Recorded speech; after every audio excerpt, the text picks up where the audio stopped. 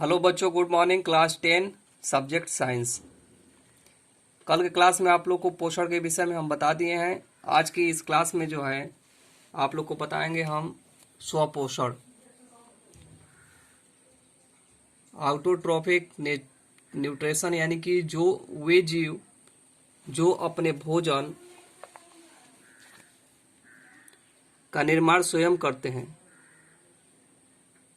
स्वपोषी कहलाते हैं। पृथ्वी पर पाए जाने वाले अधिक पौधे स्वपोषी होते हैं। तो जितने भी पौधे होते हैं वो क्या होते हैं? स्वपोषी होते हैं।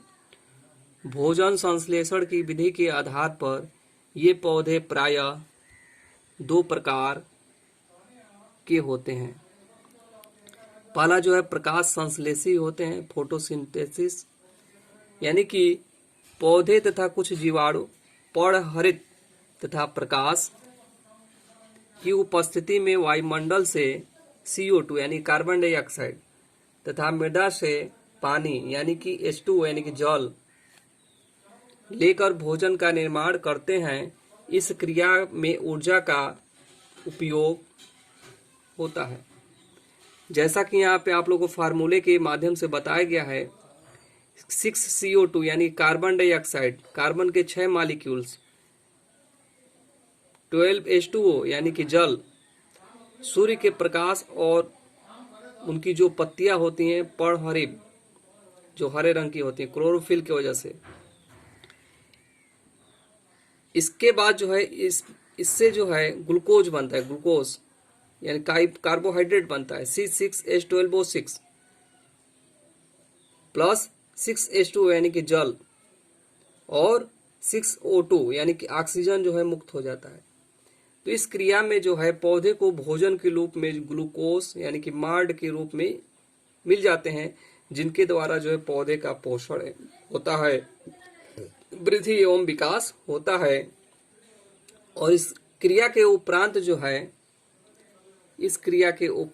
है ऑक्सीजन क्या होता है? मुक्त हो जाता है। और ऑक्सीजन जब मुक्त होता है वायुमंडल में, तो वह ऑक्सीजन जो है मनुष्य के लिए उपयोगी होता है।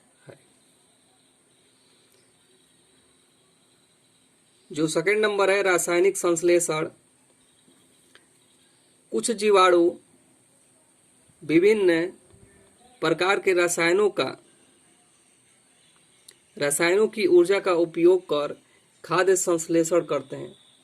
भोजन का क्या करते हैं? इसमें संश्लेषण करते हैं। यह क्रिया पर्णहरित की अनुपस्थिति में होती है, यानी कि पर्णहरित उसमें नहीं पाए जाते हैं।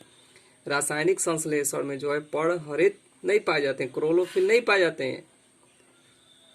इसके अंतर्गत एग्जाम्पल के तौर पे नाइट्रिक कारक जीवाणु होते हैं, सल्फर जीवाणु होते हैं, जिसके द्वारा नाइट्रोजन बनाते हैं, नाइट्रीकरण होता है उसके अंतर्गत। इसको हम लोग बोलते हैं रासायनिक संश्लेषण। दूसरा जो होता है विषमपोषी पोषण। पहला जो हम बता दिए समपोषी पोषण, और दूसरा अगला नंबर जो है विषमपोषी पोषण। हेट्रोट्रॉफिक न्यूट्रिएंट्स, वे जीवधारी अपने भोज्य पदार्थ का निर्माण स्वयं नहीं कर पाते हैं। पौधे तो अपना भोज्य पदार्थ का निर्माण करते थे, लेकिन विषमपोषी में जो है ये निर्माण नहीं करते हैं तथा भोजन के लिए अन्य जीवों या स्वपोषी पे निर्भर होते हैं। ऐसे जीवों को विषमपोषी या परपोषी कहते हैं। इसके अंतर्गत शाकाहारी जीव आते हैं, मांसाहारी जीव आते हैं, सर्वाहारी आते हैं और मृतोपजीवी आते हैं। जो अगला नंबर है प्राणी समभोजी पोषण, यानी कि वे जीव जो विभिन्न जटिल भोज्य पदार्थों को ठोस या तरल अवस्था में ग्रहण करते हैं, उसको क्या कहते हैं? प्राणी समभोजी पोषण कहते हैं। जैसे मान लीजिए कि मानव है, तो हम लोग किसी भी भोज्य पदार्थ को तरल रूप में या ठोस रूप में ग्रहण करते हैं, तो हम लोग किस श्रेणी के अंतर्गत आएंगे? तो प्राणी समभोजी पोषण के अंतर्गत आएंगे। जो नेक्स्ट है मृतोपजीवी, यानी कि जो मृतोपजीवी होते हैं, वे जीव जो मृत जीवों से अपना भोजन प्राप्त करते हैं, मृतोपजीवी कहलाते हैं।